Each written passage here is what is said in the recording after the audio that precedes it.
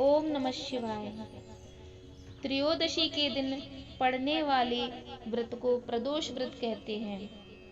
प्रदोष व्रत हर माह में 2 बार आता है। यह जिस भी दिन का पड़ता है उसी के नाम से उसका प्रदोष व्रत माना जाता है।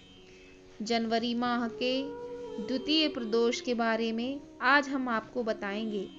इस बार यह व्रत मंगलवार को पड़ रहा है, यानी कि 23 जनवरी 2024 मंगलवार को प्रदोष व्रत है।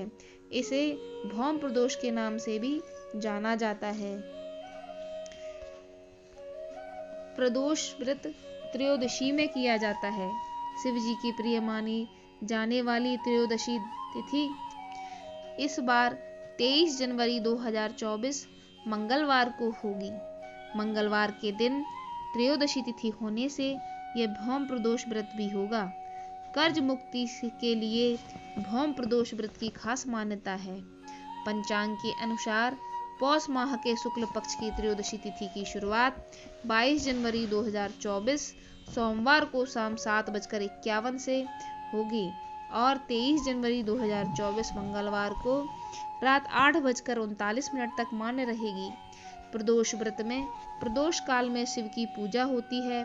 सूर्यास्त के पश्चात रात्रि के आने से पूर्व का समय प्रदोष काल कहलाता है। इस दिन पूजा के लिए शाम 5:52 रात 8:33 तक का शुभ मुहूर्त है। भौम प्रदोष के दिन स्नान के बाद सफेद या नारंगी रंग के कपड़े पहनने चाहिए। बेलपत्र के पेड़ पर जल चढ़ाएं, व्रत का संकल्प लें, दिन भर निराहार रहकर शिवजी का स्मरण करें।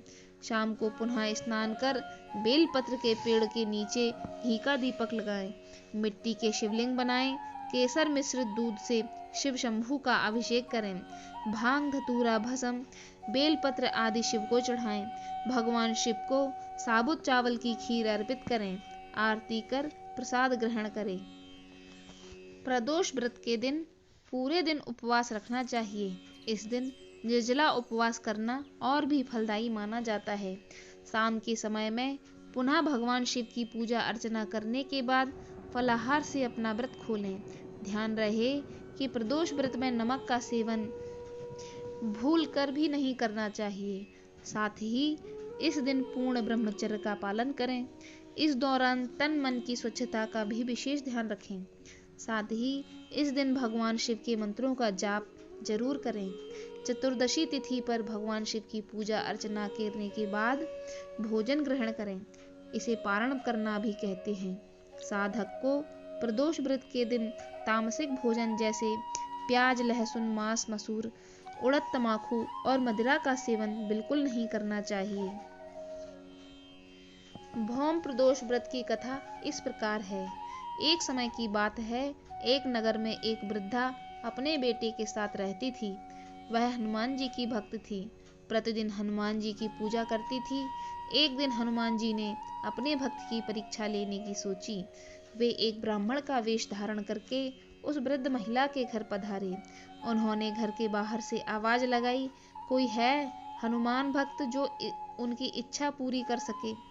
यह बात सुनते ही वृद्ध महिला घर के बाहर आई। उसने ब्राह्मण को प्रणाम किया और उनकी इच्छा के बारे में पूछा। हनुमान जी ने कहा कि उनको भूख लगी है, वह भोजन करेंगे, तुम जमीन लीप दो। उस वृद्धा ने कहा कि जमीन लीपने के सिवाय वह दूसरे कार्य कर देगी। तब हनुमान जी ने उससे वचन ले लिया। फिर कहा कि अपने पुत्र को बुलाओ। उसका पुत्र आया तो हनुमान जी ने कहा कि वे उसकी पीठ पर आग जलाकर भोजन बनाएंगे।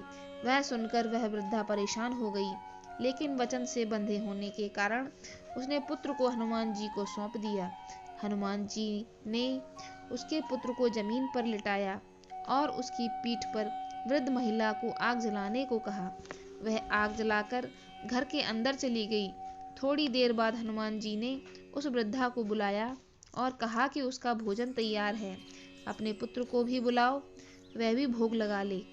तब वृद्धा ने कहा कि हनुमान जी की आज्ञा को मानकर बेटे को भोजन के लिए आवाज दी। उसका बेटा दौड़कर उसके पास आ गया।